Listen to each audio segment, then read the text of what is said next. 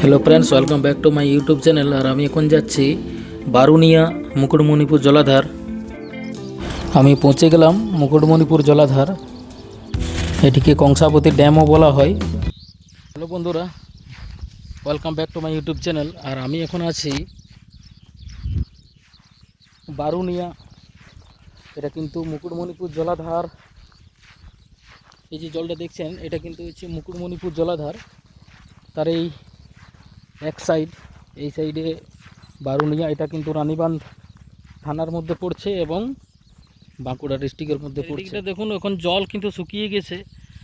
আর এই যে পুরো এলাকাটা, এই পুরো এলাকাটা কিন্তু জলমগ্ন হয়ে থাকে, কিন্তু এখন একদম জল শুকিয়ে গেছে, যার ফলে এদিকটা হেঁটে বেড়াচ্ছি, এগুলো কিন্তু পুরো জলমগ্ন হয়ে থাকে।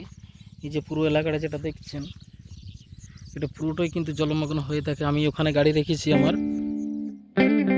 যেদিকটায় আমি আছি এদিকটা হচ্ছে বারুনিয়া গ্রাম এবং গোপালপুর গ্রাম, ও পাশে রয়েছে মুকুটমণিপুর।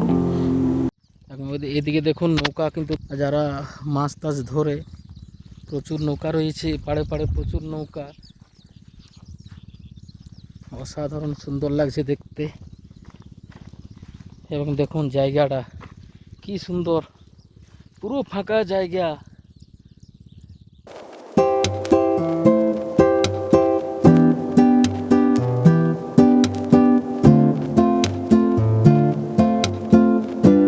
এগুলো পুরোটাই কিন্তু জলমগ্ন হয়ে থাকে, পুরোটাই। এটা হচ্ছে মুকুটমণিপুর জলাধার। কংসাবতী নদী ওই দিকে এসে মিশেছে এই জলাধারে পুরো জায়গাটা। আর এই যে নৌকা আছে, এটা পুরো কিন্তু কাদা জল। এদিকটা কিন্তু জল এসে যায়, এই মুহূর্তে কিন্তু জল নেই, কিন্তু জল কিন্তু এসে যায়। এই যে দেখুন কাদা মগ্ন হয়ে আছে,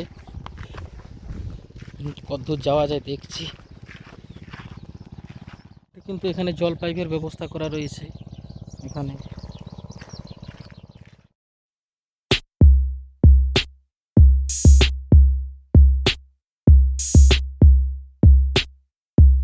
যে এখানে নৌকা দাঁড়িয়ে আছে, এখানে যারা মাছ ধরে তারা এইসব নৌকা ব্যবহার করে। আরও দূরে দেখাচ্ছি, ওদিকেও নৌকা রয়েছে।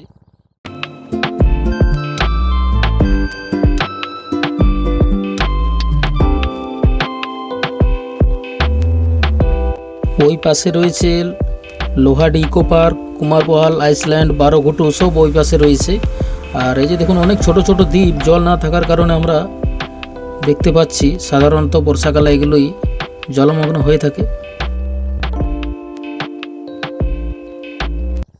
জল না থাকার কারণে প্রচুর আমরা দ্বীপ দেখতে পাচ্ছি, এগুলো কিন্তু পুরোটাই জলমগ্ন হয়ে থাকে। এখন আমি যে জায়গায় দাঁড়িয়ে আছি এটা তো পুরো জলমগ্ন হয়ে থাকে। এই জায়গাগুলো বর্ষাকালে যখন জল ভর্তি হয়ে যায় তখন কিন্তু আসা যায় না। আর এই যে দেখুন ড্যামের ধারে প্রচুর বোরো ধানের চাষ। এখানকার যারা গ্রামবাসীরা আছেন, বারুনিয়া গ্রাম এবং গোপালপুর গ্রাম, তারা এখানে করে থাকে এই বোরো ধান। এটা জ্যৈষ্ঠ মাসে কাটা হয়। আর এই ড্যামের জল তারা সেই চাষের কাজে ব্যবহার করে। এই যে যেমনটি দেখছেন জল পাইপের ব্যবস্থা রয়েছে। আমি একজন এখানকার গ্রামবাসীর সাথে চাষের ব্যাপারে গল্প করলাম। চিত্তরঞ্জন কড়া।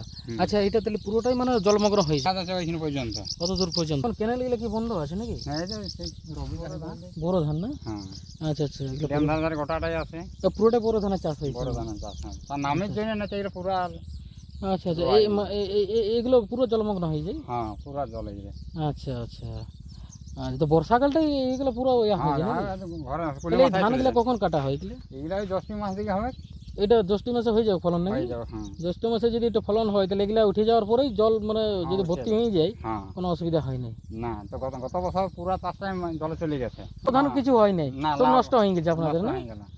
আচ্ছা আচ্ছা, আরো ছিল, হ্যাঁ, এই পুরা সম্পূর্ণ জলটা হয়ে গেল, ডুবে গেল না? ওই কি অনেক কমের ভাগ কাটিছিল। আপনাদের এই ধানের উপরেই অনেকটা মানে ইয়া চলে, রোজগার চলে না? রোজগার চলে। আচ্ছা আচ্ছা আচ্ছা, ধানের উপরে। ঠিক ঠিক ঠিক। এই গ্রামটা কি নাম দাদা? গ্রামটার কি নাম? আমাদের গ্রামটার নাম গোপালপুর। গোপালপুর। এটা কি গোপালপুরের মধ্যে পড়ছে? এটা গোপালপুর বারুনিয়া। আপনাদের তো বাঁকুড়া ডিস্ট্রিক্ট না? হ্যাঁ, বাঁকুড়া ডিস্ট্রিক্ট। আচ্ছা আচ্ছা, আমাদের বাঁকুড়া ডিস্ট্রিক্ট। ঠিক আছে দাদা। হ্যাঁ, এই বোরো ধানের চাষ এখানকার গ্রামবাসীদের উপার্জনের একটা বড় অবলম্বন বলতে পারেন, কিন্তু গত বছর প্রচণ্ড বর্ষার কারণে সেই ফসল তাদের নষ্ট হয়ে যায়, সেই কথাই উনি শোনালেন। বারুনিয়া গ্রামের শেষ প্রান্তে এই ড্যাম ধার পর্যন্ত মানবাজার থেকে 12 থেকে 13 কিলোমিটার ডিস্টেন্স হবে।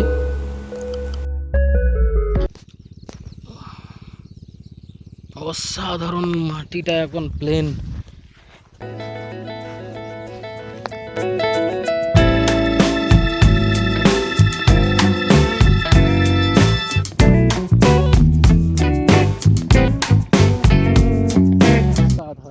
এখানে কিছুক্ষণ সময় যদি কাটান, কখন যে সময় কেটে যাবে বুঝতে পারবেন না।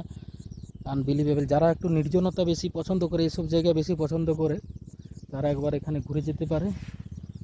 মানবাজার থেকে 13 কিলোমিটার। এটা কিন্তু রানীগঞ্জ পিএসের মধ্যে পড়েছে, বাঁকুড়া ডিস্ট্রিক্ট। গাড়ি রেখেছি আমার বাইক।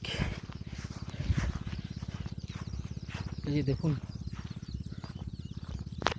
পুরো জায়গাটা এখন খালি পড়ে রয়েছে। এগুলো কিন্তু জল ভর্তি হয়ে যায় বর্ষাকালে।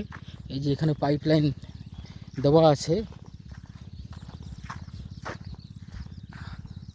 সত্যি এত দূর এসে এত সুন্দর জায়গা যে দেখতে পাবো ভাবা যায় না। আমি জিপিএস দেখে এলাম। এসব জায়গা আমাকে বরাবরই পছন্দ হয়। খালি মাঠ, পুরো বিস্তৃত মাঠ রয়েছে এবং দ্বীপগুলা দেখুন ওদিকে। যাই হোক, ভিডিও যদি ভালো লেগে থাকে অবশ্যই আপনারা চ্যানেলটিকে সাবস্ক্রাইব করে দেবেন, যাতে এরকম ভিডিও আরও আমি আনতে পারে। আর লাইক কমেন্ট শেয়ার অবশ্যই করে দেবেন। চলুন, দেখা হচ্ছে পরবর্তী ভিডিওতে। Thanks for watching. ভালো থাকবেন। Thank you.